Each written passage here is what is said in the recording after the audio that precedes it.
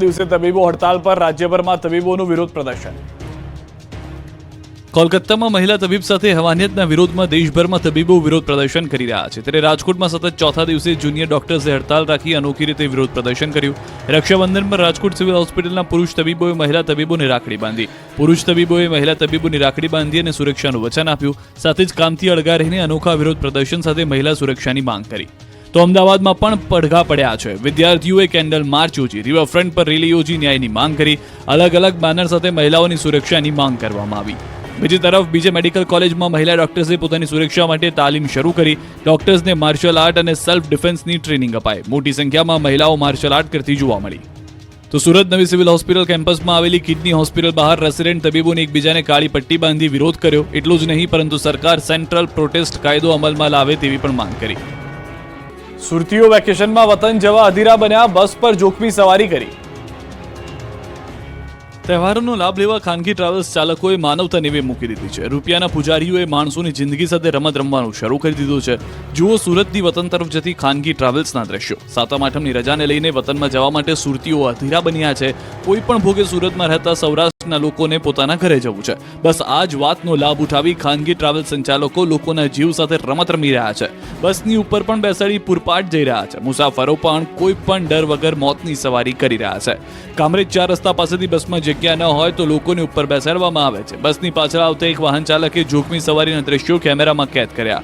અહીં સવાલ એ થાય છે કે આખરે ટ્રાફિક પોલીસને આવા દ્રશ્યો જોવા નથી મળતા. આ દ્રશ્યો જ ટ્રાફિક પોલીસની કામગીરી પર સવાલ ઉઠાવી રહ્યા છે. જો કોઈ અકસ્માત થાય તો આખરે કોણ જવાબદાર? મોતની આ ટ્રાવેલ્સ બસ નવો કાંડ કરશે, પછી કાર્યવાહી થશે. વલસાડમાં ઘરમાં ઘૂસ્યો દીપડો, લોકોમાં ભયનો માહોલ. વલસાડ નજીક અતુલ કોલોની વિસ્તારમાં ફરી એક વખત દીપડાએ દેખા દેતા લોકોમાં ભયનો માહોલ ફેલાયો. આ વખતે ધોળા દિવસે એક ખૂંખાર દીપડો અતુલ કોલોની ગેસ્ટ હાઉસની જાળી ઝાંખરામાં છુપાયેલો હતો. એ દરમિયાન રોડ પરથી પસાર થતા એક બાઇક ચાલકે જાળીમાં બેસેલા દીપડાને જોયો. આથી તેણે ગામમાં અન્ય લોકોને પણ જાણ કરી. જોકે થોડા સમય બાદ દીપડો ફરી પાછો જાળીમાં છુપાઈ ગયો. અગાઉ પણ અતુલ કોલોની વિસ્તારમાં અનેક વખત દીપડા દેખાવાની ઘટનાઓ બની ચૂકી છે. વન વિભાગને જાણ કરતા વન વિભાગ દ્વારા પાંજરા ગોઠવીને પણ દીપડાને ઝડપવા પ્રયાસ હાથ ધરવામાં આવ્યો છે. જોકે હજુ સુધી દીપડો નહીં ઝડપાતા ફરી એક વખત તે લોકોની નજરે ચડ્યો હતો. આમ અતુલ કોલોની વિસ્તારમાં દીપડાની હાજરીને કારણે લોકોમાં ભયનો માહોલ છવાયો છે. બીજી તરફ અંબાજી પંથકમાં રીંછના સતત આંટા ફેરાથી લોકોમાં ભય ફેલાયો છે. સતત 3 દિવસથી ગબ્બર પર મંદિર પાસે રીંછ આવી રહ્યું છે. હવે અંબાજી સિવિલ હોસ્પિટલના કમ્પાઉન્ડમાં નજરે પડ્યું છે. સિવિલ હોસ્પિટલમાં રીંછ દેખાતા લોકોમાં પણ ભયનો માહોલ છે. ભાજપ નેતા મહેશ દવેને ફરી કોંગ્રેસમાં ઘર વાપસીનું ગેનીબેનનું આમંત્રણ. વાવ વિધાનસભા બેઠકની પેટા ચૂંટણી ગમે ત્યારે જાહેર થઈ શકે છે. આ બેઠક પર હવે મજબૂત ઉમેદવાર શોધવા માટે કોંગ્રેસે કવાયત શરૂ કરી દીધી છે. ત્યારે વાવના પૂર્વ ધારાસભ્ય અને બનાસકાંઠાના સાંસદ ગેનીબેન ઠાકોરે કોંગ્રેસ છોડી ગયેલા નેતાઓને ફરી કોંગ્રેસમાં ઘર વાપસીનું આમંત્રણ આપ્યું છે. વાવની પેટા ચૂંટણીની જાહેરાત થાય તે પહેલા એક કાર્યક્રમમાં સાંસદ ગેનીબેને હાથ છોડેલાઓને ઘર વાપસીનું આમંત્રણ આપ્યું. લાખણીના લાલપુર ગામમાં સાંસદ ગેનીબેન ઠાકોરના સન્માન સમારોહમાં લાખણી તાલુકા પંચાયતના પૂર્વ પ્રમુખ અને ભાજપ નેતા મહેશ દવેને ફરી કોંગ્રેસમાં જોડાવા આમંત્રણ આપ્યું. મહેશ દવે 2017માં ભાજપ છોડી કોંગ્રેસમાં ગયા હતા અને 2023માં ફરી કોંગ્રેસ છોડી ભાજપમાં ભળ્યા હતા. બીજી તરફ ગેનીબેન ઠાકોરના કોંગ્રેસમાં ઘર વાપસીના આમંત્રણને મહેશ દવે ફગાવી ચૂક્યા છે. ભાજપ સાથે જોડાયેલ રહેવાની સ્પષ્ટતા કરી. કહ્યું કે ગેનીબેનનું આમંત્રણ માથા પર રાખું છું, પણ એ રાજકીય સ્ટેજ ન હતું. 2 વર્ષ બાદ ભાજપ ફરી યોજશે સદસ્યતા અભિયાન. સ્થાનિક સ્વરાજની ચૂંટણીઓ પહેલા ભાજપ સક્રિય થઈ ગયું છે. 2 વર્ષ બાદ ફરી ભાજપ યોજશે સદસ્યતા અભિયાન. 3 ચરણમાં ભાજપનું સદસ્યતા અભિયાન ચાલશે. પ્રથમ ચરણમાં સદસ્યતા અભિયાન 1 સપ્ટેમ્બરથી 25 સપ્ટેમ્બર સુધી યોજાશે. બીજું ચરણ 1 ઓક્ટોબરથી 15 ઓક્ટોબર સુધી યોજાશે અને 16 ઓક્ટોબરથી 31 ઓક્ટોબર સુધી ચાલશે. ત્રીજું ચરણ 1 નવેમ્બરથી 10 નવેમ્બર સુધી પ્રાથમિક અને સક્રિય સદસ્યનું થશે રજીસ્ટ્રેશન. સદસ્યતા અભિયાન અંગે કેન્દ્રીય ગૃહમંત્રી અમિત શાહે કાર્યકરોને અવગત કર્યા. અમદાવાદ નારણપુરા વિસ્તારમાં સદસ્યો સાથે સંવાદ કરી અમિત શાહે સદસ્યતા અભિયાનની વાત મૂકી હતી. સદસ્યતા અભિયાનમાં વધુ લોકોને પક્ષ સાથે જોડાવા માટેનો કાર્યકરોએ કર્યો હતો અનુરોધ. અગાઉ 2020માં યોજાયું હતું સદસ્યતા અભિયાન, જે અંતર્ગત 2022માં સદસ્યતા અભિયાનમાં ગુજરાત પ્રદેશ ભાજપમાં પ્રાથમિક સભ્ય 1,13,67,503 નોંધાયા અને ભાજપ સક્રિય સભ્ય 1,28,974 નોંધાયા. શ્રાવણ માસના 3જા સોમવારે સોમનાથ મંદિર ભક્તોથી ઉભરાયું, રાખડીનો કરાયો શણગાર. હર હર મહાદેવ, બમ બમ ભોલેનો નાદ. સોમનાથ મંદિર સવારે 4 વાગ્યાથી મોડી રાત સુધી ગૂંજતું રહ્યું. શ્રાવણ માસના ત્રીજા સોમવાર અને પૂનમ હોવાથી સોમનાથ દાદાના દ્વારે ભક્તોનો સાગર છલકાયો. વહેલી સવારે 4 વાગ્યાથી જ દાદાના દ્વાર ખુલે તે પહેલા જ સોમનાથ ધામ ભક્તોથી ઉભરાયું. દાદાની એક ઝલક જોવા માટે 2 કિલોમીટર લાંબી કતારો લાગી ગઈ. દેશ વિદેશમાં આવેલા ભક્તોથી મંદિર ગુંજવાયું હતું. મંદિરમાં જાણે ભક્તોનું કેડિયારું ઉભરાયું હોય તેવું લાગી રહ્યું હતું. એક જ દિવસમાં લાખો લોકોએ દાદાના ચરણે શીશ ઝુકાવ્યું. લાખો ભક્તોએ વહેલી સવારથી જ મહાદેવના દર્શન માટે ઉભા રહી મંદિરમાં હર હર મહાદેવનો જયઘોષ બોલાવતા નજરે પડ્યા. આજના ખાસ દિવસે સોમનાથ મહાદેવને રાખડીનો વિશેષ શણગાર કરાયો. દાદાના વિશેષ શણગારના દર્શન કરી લાખો ભક્તો ધન્ય બની ગયા. તો ત્રીજા સોમવારે સાંજના મહાદેવને ચંદ્ર દર્શન શૃંગાર કરવામાં આવ્યો. વિવિધ કાર્યક્રમો પણ થયા. ભાવિકોને કોઈ મુશ્કેલી ન પડે તે માટે તંત્ર દ્વારા ખાસ વ્યવસ્થા ઊભી કરવામાં આવી. યાત્રિકોના ધસારાને જોતા પોલીસ કર્મીઓ રાઉન્ડ ધ ક્લોક ફરજ બજાવી. સોમનાથ મહાદેવને મહારુદ્ર શૃંગારથી સુશોભિત કરવામાં આવ્યા. ભાવિકોએ દર્શનનો લાભ લઈ ધન્યતા અનુભવી. રક્ષાબંધન નિમિત્તે શ્રદ્ધાળુઓનો ભક્તિ સમુદ્ર છલકાયો. મંદિરોમાં દર્શન માટે લાઈનો લાગી. રક્ષાબંધનના પવિત્ર દિવસે રાજ્યભરના તમામ મંદિરોમાં ભક્તોની ભારે ભીડ જોવા મળી. મંદિરો ભક્તોથી ઉભરાયા. વહેલી સવારથી માઈ ભક્તો માતાજીના દર્શન અને માતાજીના આશીર્વાદ લેવા પહોંચ્યા. ઊંઝામાં મા ઉમિયાધામમાં માતાજીના જયઘોષ સાથે પહોંચતા ભક્તોથી સમગ્ર મંદિર પરિસરમાં ભક્તિમય માહોલ છવાઈ ગયો. ઊંઝા ઉમિયાધામમાં સવારથી જ દૂર દૂરથી ભક્તો મા ઉમિયાના દર્શને પહોંચ્યા. જ્યાં મા ઉમિયાના દર્શન માટે ભક્તોની લાંબી કતારો જોવા મળી. મા ઉમિયાના દર્શન કરી ભક્તો ધન્ય બની ગયા. તો સુપ્રસિદ્ધ યાત્રાધામ શામળાજીમાં વિજાપુરના એક ભક્તે ભગવાન શામળિયાને સોનાની રાખડી અર્પણ કરી હતી. શામળિયાના દર્શન માટે સવારથી ભીડ જોવા મળી હતી. કેટલાય ભક્તોએ ભગવાન સન્મુખ રાખડી અર્પણ કરી. હજારો ભક્તોની રક્ષાના તાતણે બંધાશે શામળિયા. આ બાજુ કાળિયા ઠાકોર ભગવાન કૃષ્ણનું ધામ દ્વારકા પણ ભક્તોથી ઉભરાયું. પૂર્ણિમા પર્વ પર ભગવાન દ્વારકાધીશના દર્શન કરવા ભક્તો ઉમટ્યા. તો ગોમતી નદીમાં હજારો ભાવિકોએ સ્નાન કરી ધન્યતા અનુભવી. વર્ષોની પરંપરા મુજબ ગુગડી બ્રાહ્મણ દ્વારા શાસ્ત્રોક્ત વિધિ અનુસાર દેહ શુદ્ધિકરણને ગોમતી સ્નાન કર્યું. તો અમદાવાદના જગન્નાથ મંદિરમાં રક્ષાબંધનની અનોખી ઉજવણી થઈ. બહેન સુભદ્રાજી ભાઈ જગન્નાથ અને બલરામને ચાંદીની રાખડી બાંધી. ભાઈ જગન્નાથ અને બલરામજીએ બહેનને સોનાનો હાર અર્પણ કર્યો, જેને લઈ મંદિરમાં મોટી સંખ્યામાં ભક્તો દર્શન કરવા પહોંચ્યા.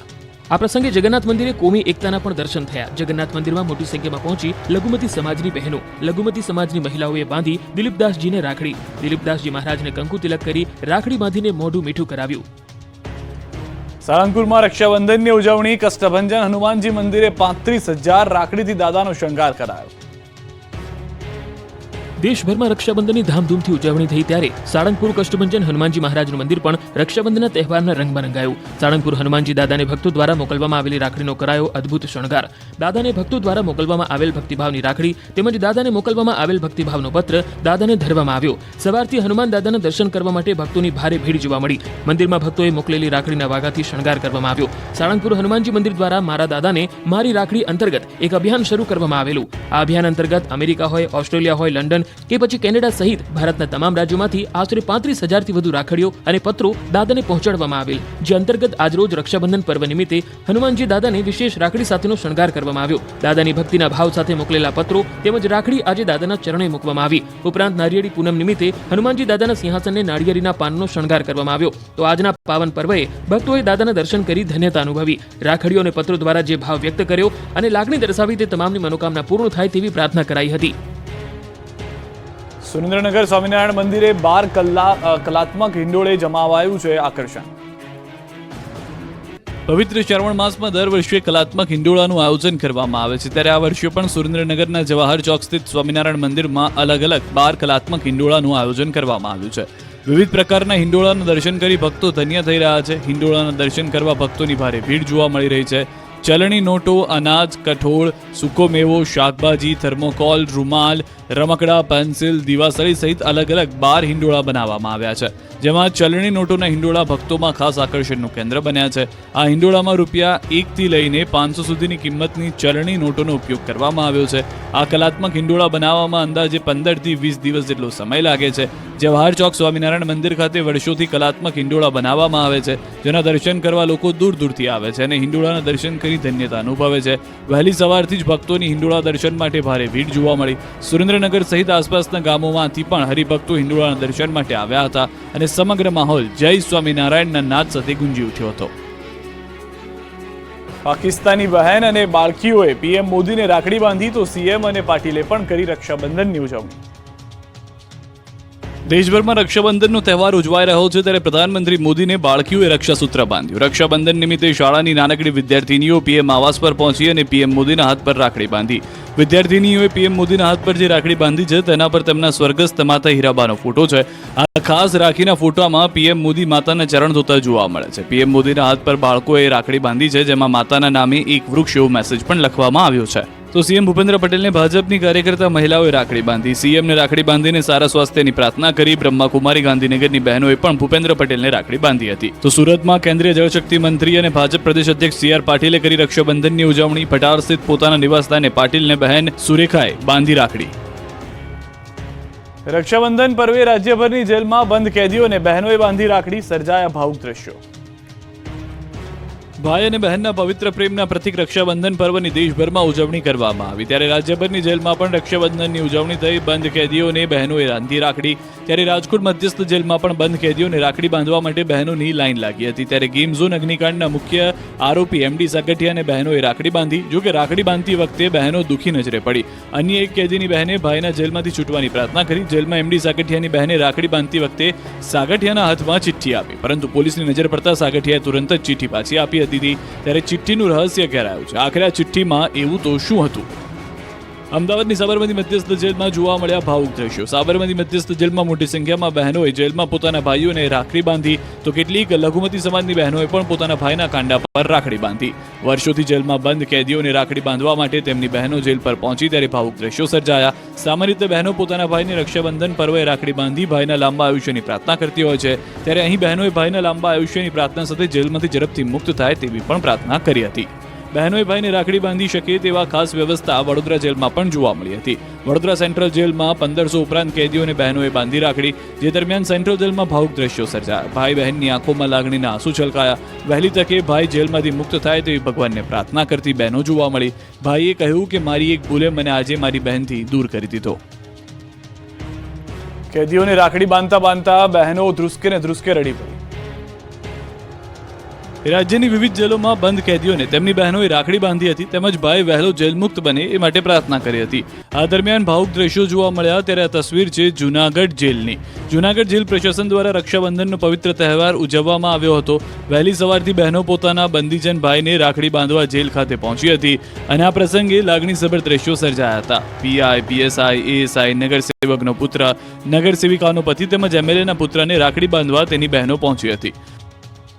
તો મોરબી સબ જેલમાં પણ રક્ષાબંધનની ઉજવણી કરવામાં આવી, જેમાં જેલમાં રહેલા પોતાના ભાઈને રાખડી બાંધવા આવેલ બહેન ભાવુક બની અને લાગણીસભર દ્રશ્યો સર્જાયા. કેદી ભાઈઓને પણ પોતાની ભૂલને કારણે પોતાની બહેનને જેલમાં રાખડી બાંધવા આવવું પડી રહ્યું છે તેનો રંજ થયો હતો. ગોધરા સબ જેલમાં પણ ભાઈ બહેનોનું મિલન થયું. જેલ પ્રશાસને મહિલા અને પુરુષ કેદીઓ માટે ખાસ વ્યવસ્થા કરી. કેદીઓના સ્વજનો રાખડી બાંધવા અને બંધાવવા પહોંચતા જેલમાં કેદીઓ ધ્રુસકે ને ધ્રુસકે રડી પડ્યા. સાથે જ કેદીઓના સ્વજનો પહોંચી શકે એમ ન હોય તેમને ફોન પર વાતચીતનું આયોજન કરાયું. સુરતની લાજપુર જેલમાં રક્ષાબંધનની ઉજવણી કરાઈ. જેલમાં કેદ ભાઈની રક્ષા માટે બહેનોએ રાખડી બાંધી. ભાઈને રાખડી બાંધવા પહોંચેલી બહેનોની આંખો છલકાઈ ગઈ હતી. બહેનોએ જેલ મુક્તિની પ્રાર્થના કરી. સાથે જ તમામ કેદી ભાઈઓને રક્ષાબંધનની શુભકામના પાઠવી હતી. તો કચ્છમાં દિવ્યાંગો સાથે પોલીસે રક્ષાબંધન પર્વની ઉજવણી કરી. રાપર પોલીસ મથકમાં ફરજ બજાવતા મહિલા પોલીસ કર્મીઓએ રાપર ગ્રામ્ય સેવા સંગઠન ખાતે આવેલા માનસિક દિવ્યાંગ ભાઈઓને રાખડી બાંધી. પોરબંદરમાં આર્ય કન્યા ગુરુકુળની દીકરીઓએ જનોઈ ધારણ કરી. રક્ષાબંધનના પવિત્ર તહેવારે ભૂદેવો યજ્ઞો પવિત્ર બદલે છે. ત્યારે પોરબંદરમાં આર્ય કન્યાઓએ જનોઈ ધારણ કરી. આર્ય કન્યા ગુરુકુળમાં રક્ષાબંધન અને નાળિયેરી પૂનમની ઉજવણી કરાય. પરંપરાગત રીતે ગુરુકુળની વિદ્યાર્થીનીઓ જનોઈ ધારણ કરી હિન્દુ સંસ્કૃતિનું સિંચન કર્યું. 8 દાયકાથી ચાલી આવતી પરંપરાને આગળ ધપાવી. સામાન્ય રીતે પુરુષો યજ્ઞોપવિત ધારણ કરતા હોય ત્યારે પોરબંદરની આર્ય કન્યા ગુરુકુળમાં દીકરીઓ યજ્ઞોપવિત ધારણ કરી. વિધિવત રીતે મંત્રોચ્ચાર સાથે આર્ય કન્યા ગુરુકુળના હોલમાં યજ્ઞોપવિત ધારણ કરી. પોરબંદરના શેઠ નાનજી કાલિદાસ મહેતા અને તેમના પુત્રી સવિતા દીદી સ્થાપિત આર્ય કન્યા ગુરુકુળમાં 86 વર્ષથી દીકરીઓ અભ્યાસ કરે છે અને આર્ય સંસ્કૃતિનું સિંચન કરે છે. ત્યારે દર વર્ષે પરંપરાગત રીતે દીકરીઓ રક્ષાબંધનના દિવસે વેદોક્ત વિધિ અનુસાર યજ્ઞોપવિત ધારણ કરી. પોરબંદરમાં આવેલ આર્ય કન્યા ગુરુકુળમાં અનોખા દ્રશ્યો જોવા મળ્યા. 300 જેટલી વિદ્યાર્થીનીઓએ વિધિ વિધાન સાથે યજ્ઞોપવિત ધારણ કરી હતી. માછીમારોની સિઝનનો પ્રારંભ. માછીમારોએ કરી પૂજા. સંઘ પ્રદેશ દમણમાં પણ માછીમારોએ આજથી દરિયો ખેડવાનો આરંભ કર્યો હતો. સિઝનની શરૂઆતમાં માછીમારો દ્વારા દરિયાદેવની પૂજા કરવામાં આવી અને ત્યારબાદ પોતાના આજીવિકાના સાધન એવા હોડી અને બોટની પણ પૂજા કરવામાં આવી. ચોમાસા દરમિયાન દરિયો તોફાની રહેતો હોવાથી ચોમાસામાં માછીમારોનું વેકેશન હોય છે. જો કે નાળિયેરી પૂર્ણિમા એટલે કે રક્ષાબંધનના દિવસથી દમણના માછીમારો માટે વેકેશન પૂરું થયું અને માછીમારીની નવી સિઝનની શરૂઆત થઈ. આજે દરિયાદેવ અને હોળીની પૂજા કરી માછીમાર પરિવારોએ આ વર્ષની સિઝન સારી જાય અને તેમના પરિવારમાં સુખ શાંતિ રહે અને દરિયા ખેડતી સમયે તેમની દરિયાદેવ સુરક્ષા કરે અને કોઈ વિઘ્ન ન આવે તેવી દરિયાદેવ પાસે પ્રાર્થના કરી. દમણના દરિયા કિનારે માછીમારોએ હોળીની અને દરિયાદેવની પૂજા કરી સિઝનનો આરંભ કર્યો. માછીમારોમાં પણ અનેરો ઉત્સાહ જોવા મળ્યો. ઊંઝા ઉમિયા ધામમાં એક ધજાના 18 લાખ રૂપિયા બોલાયા. 12 થી 18 સપ્ટેમ્બર સુધી ધજા મહોત્સવ યોજાશે. મહેસાણાના ઊંઝામાં આવેલા ઉમિયાધામમાં આગામી 12 થી 18 સપ્ટેમ્બર સુધી ધજા મહોત્સવ યોજાશે, જેનો શુભારંભ મુખ્યમંત્રી ભૂપેન્દ્ર પટેલના હસ્તે કરવામાં આવશે. મા ઉમિયાને પ્રાગટ્ય થઈ 1868 વર્ષ પૂર્ણ થતા હોવાથી આ મહોત્સવનું આયોજન કરાયું છે. આ મહોત્સવને લઈને 11 ધજાઓની ઉછામણી કરાઈ હતી, જેમાં મહત્તમ એક ધજાના રૂપિયા 18 લાખ બોલાયા હતા. ભાદરવા મહિનામાં યોજાનાર આ ધજા મહોત્સવમાં ગુજરાત સહિત અન્ય રાજ્યના 18 લાખથી વધુ માઈ ભક્તો ઉપસ્થિત રહેવાનો અંદાજ છે. મહોત્સવમાં કપડવંજથી ઊંઝા સુધી 205 કિલોમીટર ચાલતા યુવાનો 13 સપ્ટેમ્બર રોજ રિલે ફાસ્ટ કરી 24 કલાકમાં ઊંઝા પહોંચશે અને દર 1 કિલોમીટરે યુવાનો બીજા યુવાનને ધજા અને મશાલ પાસ કરશે. તો મહોત્સવમાં 1868 પ્રાગટ્ય ધજાઓ અને 11,111 ધર્મ ધજાઓ આ પ્રસંગે અર્પણ કરવાનું આયોજન કરાયું છે, જેમાં 5100 રૂપિયાની દાનવાળી 1868 ધજાઓ ચઢાવવામાં અને 1100ના દાનવાળી 11,111 ધજાઓ ચઢાવવામાં આવશે. જે પૈકી મુખ્ય 11 ધજાઓની કરાય ઉછામણી, જેમાં મહત્તમ આજે એક ધજાના 18 લાખ બોલાયા. રાજપીપળાના 500 વર્ષ જૂના નંદિકેશ્વર મહાદેવ મંદિરે પાર્થેશ્વર પૂજા. નાંદોદ તાલુકાના જીતનગર નંદિકેશ્વર મહાદેવના મંદિરે 1.25 લાખ ચિંતામણી પાર્થેશ્વરના શિવલિંગ બનાવવામાં આવ્યા. શ્રદ્ધાળુઓએ પાર્થેશ્વરના દર્શન કરી મનોકામના પૂર્ણ થાય તેવી પ્રાર્થના કરી. શ્રાવણના ત્રીજા સોમવારે 500 વર્ષ જૂના નંદિકેશ્વર મહાદેવ મંદિરે શિવ મહારુદ્રાભિષેકની પૂજા કરવામાં આવી. નંદિકેશ્વર મહાદેવ મંદિરે શ્રાવણ માસ નિમિત્તે દરરોજ નવા શ્રૃંગાર સાથે શિવજીના દર્શન થાય છે. 500 વર્ષ જૂના પૌરાણિક મંદિરે સંધ્યા સમયે શંખનાદ અને ઘંટરાવથી મંદિર ગુંજી ઉઠે છે.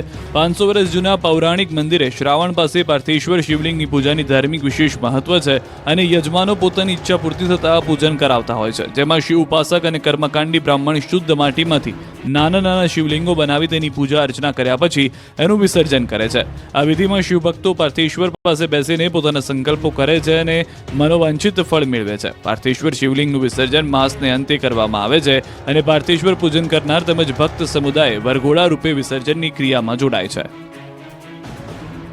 અમદાવાદના જગન્નાથ મંદિરની થશે કાયાપલટ. અમદાવાદના ઐતિહાસિક જગન્નાથ મંદિરની કાયાપલટ થશે. ભગવાન જગન્નાથના રૂટની થશે કાયાપલટ. રથયાત્રાના રૂટનું કરાશે રીડેવલપમેન્ટ. રથયાત્રા રૂટ ડેવલપમેન્ટ પ્રોજેક્ટને લીલી ઝંડી મળી ગઈ છે. ઐતિહાસિક બનેલી રથયાત્રા રૂટને રીડેવલપ કરવાનો મોટો નિર્ણય લેવામાં આવ્યો છે. અમદાવાદ મહાનગરપાલિકાના હેરિટેજ વિભાગ અંતર્ગત 30 કરોડના ખર્ચે રથયાત્રા રૂટની કાયાપલટ કરવામાં આવશે. ભગવાન જગન્નાથ તેમના બહેન અને ભાઈ સાથે જે રૂટ પરથી પસાર થાય તે જમાલપુર દરવાજાથી ખમાસા 4 રસ્તા એએમસી ઓફિસ સુધીના રૂટને અલગ જ રીડેવલપ કરાશે. મંદિર પરિસર બહાર જ્યાં રથ રખાયા છે અને જ્યાં એએમસી ગાર્ડ છે ત્યાં વિસ્તાર પર વિશાળ પ્લાઝા તૈયાર થશે. મંદિરમાં પ્રવેશ પહેલા જ એક અલૌકિક અનુભૂતિ થશે. મંદિર પરિસરની આસપાસ વિશાળ પ્લાઝા તૈયાર કરાશે. આંધ્રપ્રદેશથી ખાસ પ્રકારના પથ્થરો અને કોટા સ્ટોન સાથે પાણીના ફુવારા સહિત નવા ગાર્ડન ડેવલપ કરવાનું આયોજન કરાયું છે. ના ભૂતો ના ભવિષ્યમાં તે પ્રકારનો પ્રોજેક્ટ એએમસી દ્વારા હાથ ધરાયો છે. ટૂંક સમયમાં કામ પણ શરૂ થઈ જશે. છોટાઉદેપુરનો સુખી ડેમ 60% ભરાયો.